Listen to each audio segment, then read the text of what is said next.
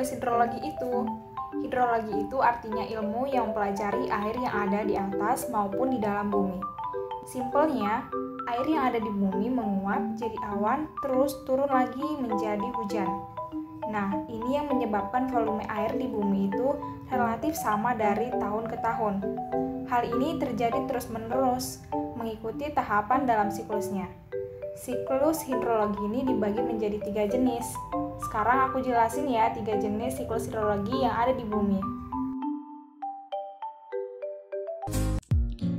Yang pertama adalah siklus air pendek. Siklus ini merupakan yang paling pendek nih. Jadi dalam siklus ini, air di laut mengalami evaporasi atau penguapan. Evaporasi di sini adalah proses menguapnya air dari laut, danau, sungai, atau permukaan air lain yang ada di bumi. Kunci utama dari evaporasi ini adalah panas matahari ya guys. Kemudian, uap air tadi mengalami kondensasi dan berubah menjadi awan. Kondensasi adalah berubahnya wujud uap air menjadi titik-titik air, hingga akhirnya terbentuk menjadi awan. Setelah menjadi awan, akhirnya terjadi deh presipitasi.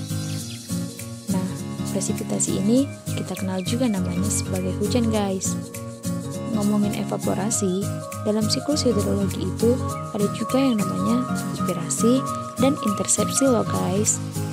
Jadi, kalau transpirasi itu adalah proses menguapnya air dari tanaman melalui mulut daun dan batang.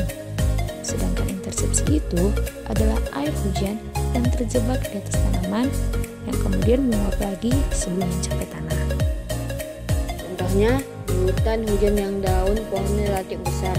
Biasanya air hujan akan tertahan di pohon nih, nggak langsung jatuh ke tanah. Nah, air hujan yang menempel di bagian pohon tersebut akhirnya mengalami evaporasi. Jadi, sebenarnya evaporasi nggak cuma bisa terjadi di laut ya guys, bisa juga karena campur tangan tanaman loh, baik dengan transpirasi atau intersepsi.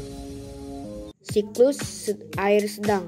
Nah, kalau di siklus air sedang, hujannya nggak terjadi di laut ya guys, tapi terjadi di darat. Awalnya sama, air mengalami evaporasi, terkondensasi menjadi awan, dan akhirnya turun hujan. Bedanya sama siklus air pendek, kali ini hujannya turun di darat nih guys. Jadi ketika sudah mengalami kondensasi, awan bisa juga mengalami adveksi. Adveksi adalah bergeraknya awan menuju tempat lain karena bantuan angin. Karena adanya adveksi ini, awan bisa menurunkan hujannya di darat nih guys, sehingga timbul lagi yang namanya runoff. Runoff adalah bergeraknya air di darat dari tempat yang tinggi ke tempat yang rendah. Air yang bergerak ini nantinya akan mengalir kembali ke laut ya guys, sehingga bisa kembali mengulang siklusnya deh. BTW, air yang jatuh di darat nggak selalu menjadi runoff loh, tapi bisa juga malah mengalami infiltrasi. Infiltrasi adalah meresapnya air ke dalam pori-pori tanah. Kalau airnya meresap ke dalam tanah, ujung-ujungnya air akan tetap mengalir ke laut kok, tapi prosesnya bakal lebih lama nih. Siklus air panjang. Yang terakhir sesuai namanya guys.